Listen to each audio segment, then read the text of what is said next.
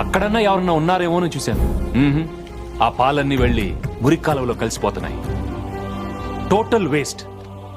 ఆ కాలువ పక్కనే ఓ భిక్షగాడు ఉన్నాడు సార్. పాపం ఎన్ని రోజుల నుంచి ఆకలితో ఉన్నాడో తెలియదు. వాడికి ఆ పాలు తాగాలనిపించినా ఆ మురికాలువలో నుంచి తీసుకుని ఎలా తాగలడు? అప్పుడు నా దగ్గరున్న పాలు వాడికి ఇచ్చాను. తాగి వాడు ఏమన్నాడో తెలుసా సార్? దేవుడు నిన్ను చల్లగా చూడాలయ్యా అని.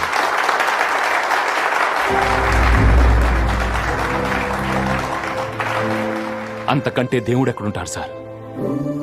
మౌలానా గారు దర్గాకెళ్ళి పూల దుప్పట్లు కప్పుతారే, అలాగే చలితో బాధపడే ఫకీర్ కప్పండి, అల్లా సంతోషిస్తాడు.